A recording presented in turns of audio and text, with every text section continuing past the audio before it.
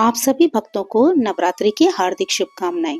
प्राचीन काल से ही नवरात्रि का पर्व देवी शक्ति की आराधना का सबसे पवित्र समय माना गया है। इन 9 दिनों में माँ दुर्गा के 9 स्वरूपों की पूजा की जाती है और प्रत्येक दिन का अपना विशेष महत्व होता है। नवरात्रि के पहले दिन माँ के जिस स्वरूप की पूजा की जाती है वह है माँ शैलपुत्री।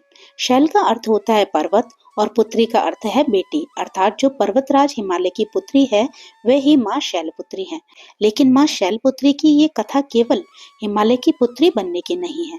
ये कथा है त्याग की, तपस्या की और सच्चे प्रेम की। बहुत समय पहले प्रजापति दक्ष नाम के एक राजा थे।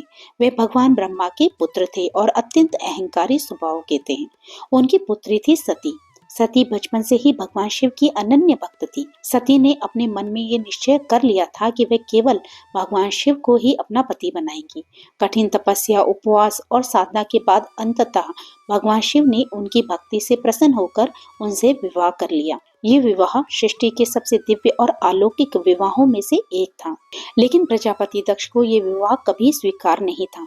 वह भगवान शिव को एक साधारण, असभ्य और अयोग्य देवता मानते थे। एक दिन दक्ष ने एक विशाल यज्ञ का आयोजन किया और उन्होंने सभी देवताओं को आमंत्रित किया, लेकिन जानबूझकर भगवान शिव और सती को आमंत्रण नहीं दिया। जब सती को इस यज्ञ के बारे में पता चला तो उनका मन अपने पिता के घर जाने को व्याकुल हो उठा। भगवान शिव ने उन्हें समझाया, हे सती, जहाँ सम्मान न मिले, जहाँ से आमंत्रण न मिले, वहाँ जाना उचित नहीं होता। लेकिन एक बेटे का मन अपने मायके जाने से खुद को रोक नहीं पाया। सती बिना निमंत्रण के ही यज्ञ में पहुंच गई। जब सती यज्ञ स्थल पर पहुंची तो वहां किसी ने उनका स्वागत नहीं किया।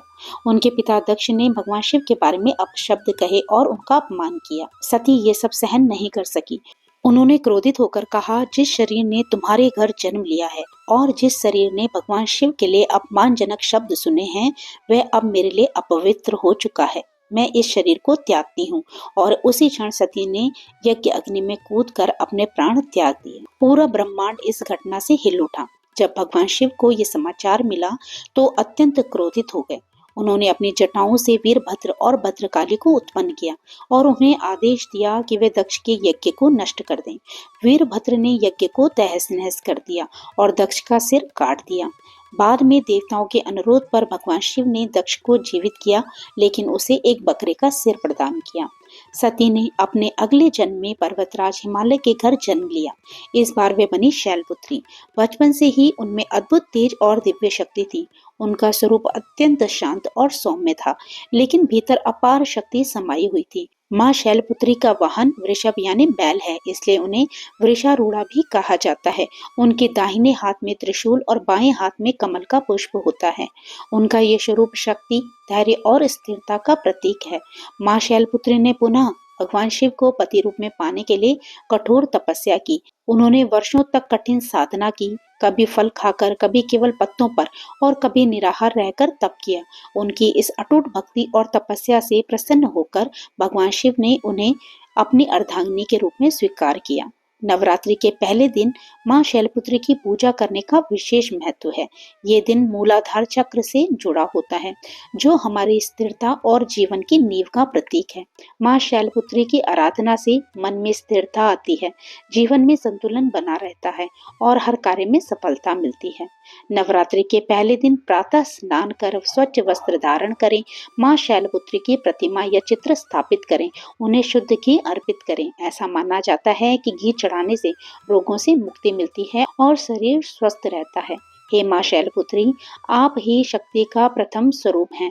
आप ही स्थिरता और धैर्य की देवी हैं। हमें भी अपने जीवन में दृढ़ता, साहस और सच्चे मार्ग पर चलने की प्रेरणा दें।